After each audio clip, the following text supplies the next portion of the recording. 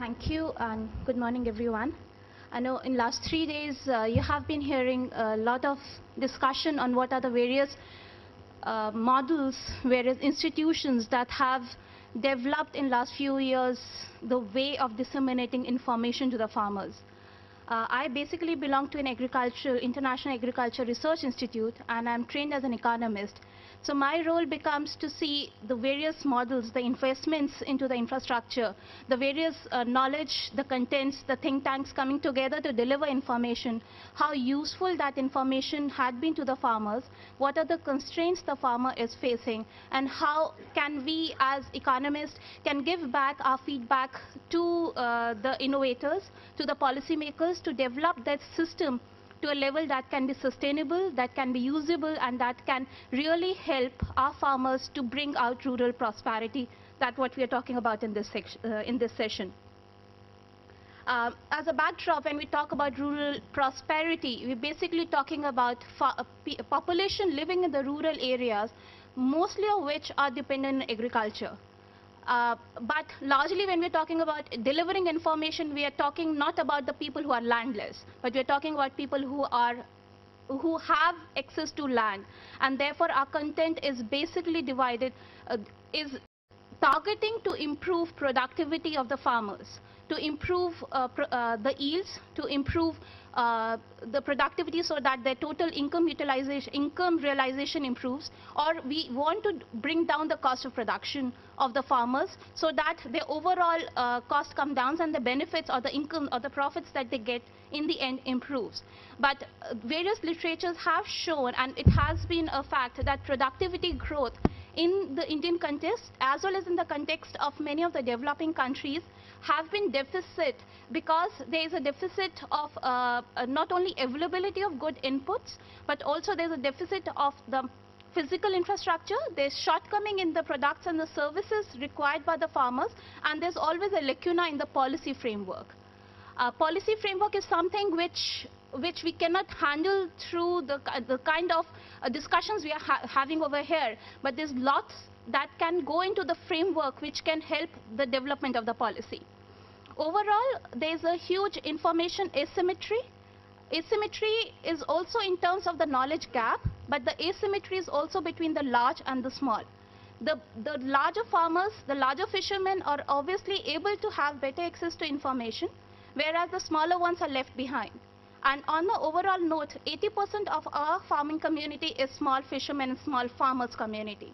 And therefore, this information asymmetry plays a very critical role, where if we can target the right kind of information that we want to deliver, can really create some rural prosperity and agricultural growth. And there, what we have observed is the three kinds of asymmetry that's there. The use of the inputs. The farmer uses the inputs which he gets, which is available to him. There's an availability constraint which falls under overall infrastructure constraint of connecting the right players to the farmers. There's a problem in the quality of the inputs that are available to him. So even if you tell him what is the right input that he has to use of pesticide, the right doses of the fertilizer that he has to use, the right time where he has to apply, but if he doesn't have an access to the right quality of the input that's being prescribed by the institutions, then he might not be able to utilize the benefits of the information that's given to him. So the overall thing is the knowledge information delivery is one part, but utilization and ability to utilize and gain from it is the very second crucial part, where it's important to see how that constraint can be reduced. There are other constraints where definitely the government, the other institutions have to play a role to develop the right markets across the farming communities, to make the distance of the markets approachable, to have the right roads. You must all, in your experience of delivering the information, see that farmers get the right price and he knows that he's empowered, but he doesn't have access to roads or access to transportation to reach to that right market to get the right price. And that becomes a very important constraint which has to filter down into our policy framework, but it also has to act as at the backdrop. We really need to understand that only market price information is not the information that the farmer would really need. And the third important aspect that my institution works on is the resource conservation technology, which is very important in the context of the climate change that we have at the moment. So various technologies which are available in terms of either the new variety of seeds which are drought tolerant or which are short duration or which has higher productivity. There are technologies which are machine-based technologies which are being delivered in terms of the services. Definitely we do not expect each small farmer to adopt those new machines that are available, various technologies that are there through rental services like zero-tillage equipments. There are land laser levelers which can help to improve the productivity of the farmers. Information about those kinds of technologies has also to be delivered to the farmers.